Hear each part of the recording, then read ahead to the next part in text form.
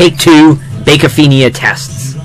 So anyways, I'm trying to explain the universe, the creation of the universe in terms of bacon in less than 4 minutes and 20 seconds, so in order to do that I have to talk fast, so I apologize if you have trouble following what I have to say. The first element that you have to understand is bacoparsimony, which is the fact that bacon tastes good.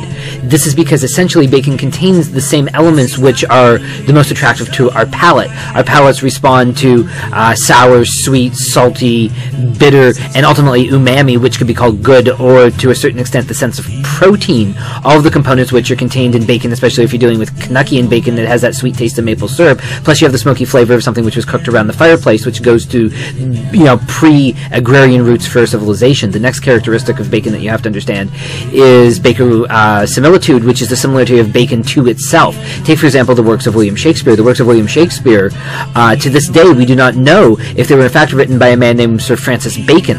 That means that the works of Sir Francis Bacon could be considered to contain perfect characteristic or similitude or similarity to the works of the person who himself is considered the bard.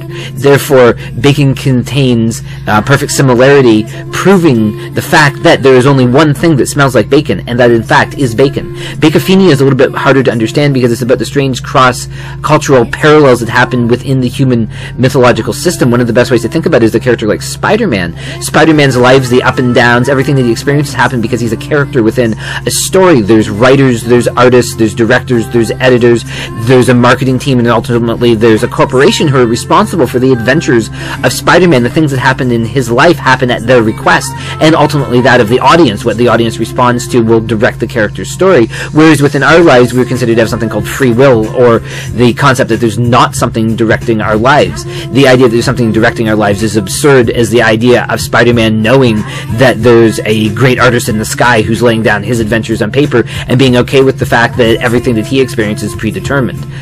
The other characteristic of Bacophenia, or another way to think of it, is in terms of Kevin Bacon. Imagine that Kevin Bacon has been in many, many movies, and all of his characters within those movies are in their own informational realms, their own reality tunnels. They don't know about the other characters within movies, and we all know that Degrees of Kevin Bacon is a game because Kevin Bacon is within so many movies. But think of it from Kevin Bacon's perspective. From his perspective, all of those characters within those movies have the common connection of Kevin Bacon. It's much like the movie Being John Malkovich, where the character John Malkovich climbs within his own mind and discovers the world of Malkovich. Bacon is much the same. Bacon folds into itself, infinitely consuming itself. For example, if Chuck Norris were to consume bacon, Chuck Norris would in fact become bacon. There's nothing that can resist the power of this. The earliest roots of bacon, because it is the root of good, go back to the beginning of our cosmos and the root of our sensory perception.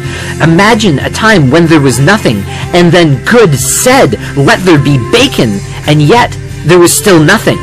However, you could smell it cooking. Nom, nom. And in the end, I get asked quite a bit, why bacon? Well, the truth is, the other reason why I really love bacon and have taken it as my personal Lord and Savior is that when you smoke bacon and feel good about it, only the pigs get angry. Thank you very much for listening to this explanation of Bacophenia.